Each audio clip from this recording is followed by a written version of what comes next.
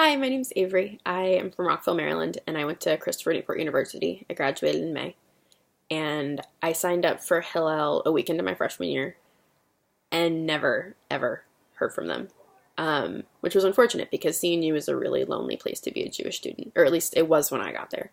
It was horribly isolating, and I very seriously thought about transferring on several occasions, but I ended up staying. And then halfway through my junior year, I got my first ever Hillel email, and it was about a birthright information session. And I had absolutely no intentions of applying to go to birthright, but I went to the meeting and I met Rabbi Litt.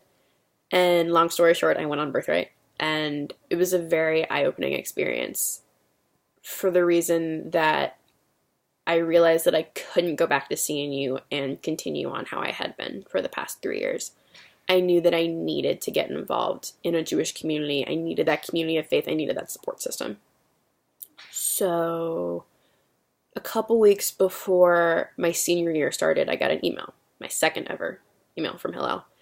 And it was an invitation to a pool party at the UJC.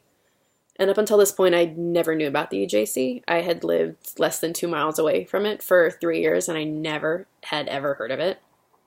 So I went to this pool party, and I met Sarah. And she and I were talking, and I told her about my experiences in Israel and how I wanted to get involved in the community, and I asked her how I could go about doing that. And she told me that they were looking to hire a new Hebrew school teacher.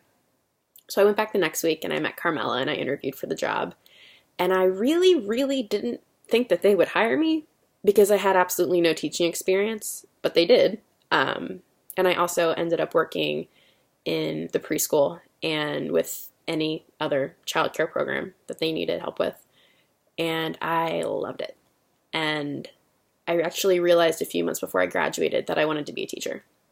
And I know that I wouldn't have figured that out had I not been working at the UJC. And while I was working there, I applied for a teaching fellowship in Israel through an organization called Masa Israel, which is a program run by the Jewish Agency and the Prime Minister's office that funds dozens and dozens of long-term programs in Israel for Jewish young adults. Everything ranging from volunteer programs to internships, education programs, career development, teaching. And I'm fairly sure that I would not have been accepted to this fellowship had it not been for my experience working at the UJC. But I was accepted, and about 5 months ago I moved to Netanya, about 25 minutes outside of Tel Aviv.